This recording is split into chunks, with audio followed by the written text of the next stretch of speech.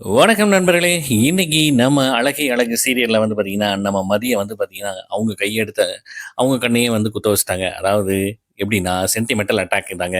ஒரு பக்கம் மதியோட அப்பா, அம்மா, மறுபக்கம் சுரேஷோட மொத்த குடும்பம். இதில மலரு. எல்லாருமே வந்து சுரேஷுக்கு சப்போர்ட் பண்ணி பேசி, அந்த கேஸ வந்து பார்த்தீங்கன்னா, வாபஸ் வாங்கு அப்படிங்கிற மாரி கொண்டு போயி, அ நம்ம மதியம் வந்து கமிஷனர் ஆஃபீஸுக்கு அனுப்பிச்சு வச்சுர்றாங்க. அங்க போயி நம்ம தங்கராஜ் ஏற்கனவே எழுதி வச்ச ஒரு டிராஃப்ட் லெட்டரு. அந்த லெட்டர வந்து சைன் பண்ண சொல்லி கேட்டு வாங்குறாங்க. அந்த லெட்டர்ல என்ன எழுதியிருக்கு? எல்லா தப்புக்கும் மூல காரணம் வந்து மதி தான் அப்படிங்கிற மாரியே வந்து ஒரு இத வந்து சொல்லிறாப்புல.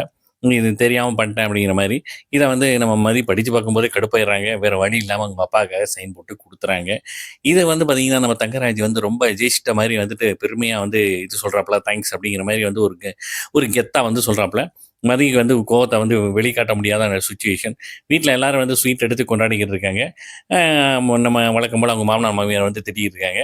அவங்க வீட்டுக்கு வந்தோனயுமே வந்து அவங்க அப்பா அம்மாட்ட வந்து அட்வைஸ் பண்ணுங்க அப்படின்னு சொல்ல, நம்ம மதி வந்து சொல்றாங்க, "உன் வேலை இன்னைக்கு முடிஞ்சு போச்சு. ஏன்னா எனக்கு பிடிக்காத கல்யாணத்த நீ பண்ணிட்ட.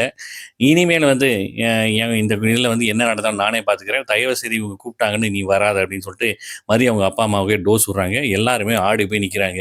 இனிமேல் தாங்க இருக்கு மதியோட ஒவ்வொரு ஆட்டமும். கொஞ்சம் ஒரு ஒரு எபிசோட மிஸ் பண்ணாம பாருங்க. என்ஜாய்